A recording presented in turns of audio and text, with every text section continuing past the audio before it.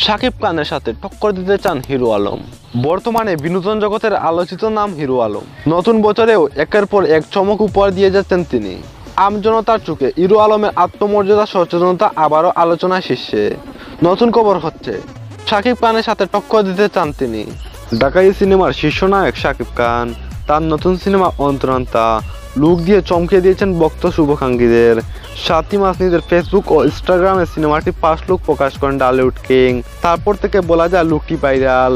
শাকিব ভক্ত এবং সিনেমা প্রেমীরা বেশ প্রশংসা করতে থাকেন শাকিবের এই লুকে। তো দেখি হিরো আলম কি বললেন। হিরো আলম বলেন, আমরা সবাই তো জানি শাকিব ভাই আমগো ঈদের কিং। সিনেমা হলে তার ছবি আমাদের ঈদের আনন্দ হাজার হাজার গুণ বাড়াইয়া দেয়। ঈদে শাকিব ভাই একলাই রাজত্ব করে।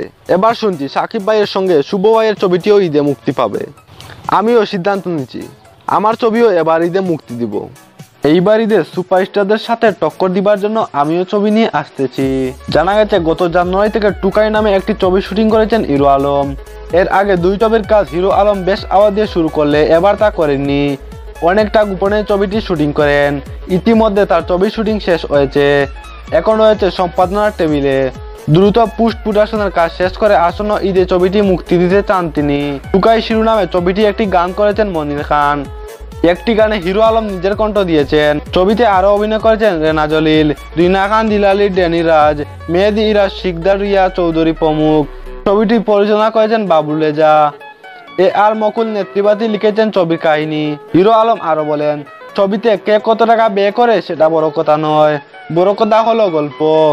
আমার এই ছবি দারুণ গল্পে। দর্শক এই ছবির গল্প দেখার জন্য হলে আসবে। শাকিব খান ও শুভ ভাইদের ছবি যদি 100 জন দেখেন, আমার ঢুকায় ছবি দেখতে একজন তো আসবেই, এতে আমি সন্তুষ্টি। তবে নাম শুনেই বুঝে ফেলেছেন আমার ছবিটা একটা মানবিক গল্পের ছবি।